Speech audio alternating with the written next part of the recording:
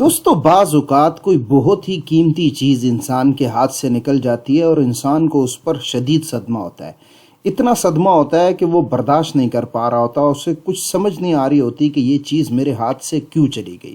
کوئی اولاد چلی جائے، کوئی بہت قیمتی گھر چلا جائے، یا کوئی بھی ایسا قریبی رشتہ دار چلا جائے کہ جس کے بغیر انسان جینے کا تصور نہیں کر سکتا، تو آپ یہ والی دعا اس وقت میں پڑھ سکتے ہیں، آپ کو انشاءاللہ اس کا نعم البدل ملے گا۔ ابھی میں پہلے جو حدیث شریف میں واقعہ آیا وہ آپ کو سناتا ہوں۔ حضرت ام سلمہ جو نبی کریم علیہ السلام کی زوجہ بھی تھی، ان کے شوہر تھے ابو سلمہ اور وہ ان سے بہت پیار کرتی تھی۔ وہ فوت ہوئے تو نبی کریم علیہ السلام نے یہ دعا بتائی ہوئی تھی کہ جب بھی کسی پر کوئی مصیبت یا پریشانی آئے تو وہ پہلے انا للہ و انا الیہ راجعون پڑھے اور اس کے بعد یہ دعا پڑھے کہ اللہم اجرنی فی مصیبتی وخلف لی خیرا منہا۔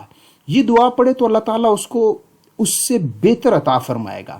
تو تمہیں سلمہ کہتی ہیں کہ میں سوچتی تھی کہ ابو سلمہ تو فوت ہو گئے، وہ بہت بہترین انسان تھے، وہ پہلے شخص یا وہ پہلا گھر تھا جس نے رسول اللہ صلی اللہ علیہ وسلم کی طرف ہجرت کی، تو مجھے امید نہیں تھی کہ ان سے بہتر کوئی مجھے مل سکتا ہے۔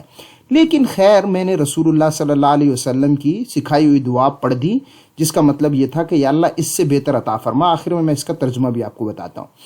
تو انہوں نے وہ دعا پڑھ دی، تو وہ کہتی ہیں یہ دعا پڑھنے کی وجہ سے پھر رسول اکرم صلی اللہ علیہ وسلم سے اللہ تعالیٰ نے اسباب پیدا کیے کہ ان سے میرا نکاح ہو گیا۔